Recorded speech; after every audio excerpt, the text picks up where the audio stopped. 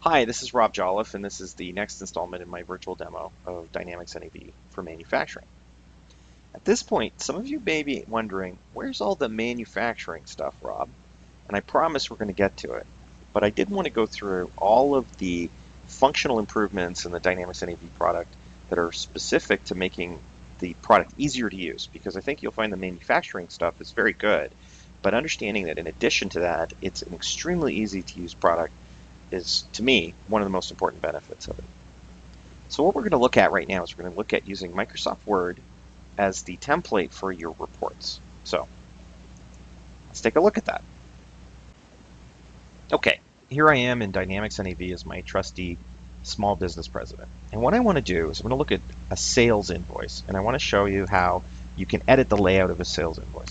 So let's go in and we're going to take a look at something called report selection. That's where we're going to start. And I want to do the sales report selections because invoices are sales reports. You'll notice that I've got a report here called a sales invoice JetEX Word, which is a JetExpress Word sales invoice. Now I'm going to look at report layout. So the report layout selection lets me choose what or how I want my reports laid out. So you remember that our report had the word jet in it. So I'll just search for jet in the report name. Okay, here's my sales invoice, JetExpress Word. And what I'm going to do is I'm going to look at the custom layout. So this JetExpress Word is a Word layout. So it's using Microsoft Word. So let's edit that layout really quickly. It's going to open up Word now. Okay, so here's my report layout in Microsoft Word. Let me maximize that so we can see. So this is the report. This is my invoice form that's going to print out. Let's go back to NAV here, and I'm going to run the report so you can see what an invoice will look like. So let's print this report to PDF. So here's our invoice. And what I want to do is I want to add terms and conditions to this invoice. So I want to put that there's a 2%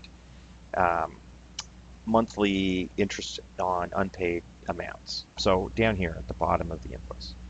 Now normally, this is a pretty difficult thing to do. So I'm going to edit the layout again. Okay, here I have it in Word. We're going to go down. We're going to double click down here where the footer is. And we're going to say unpaid amounts will be charged 2% monthly interest after 30 days. I'll make it small because technically it's small print on your invoice.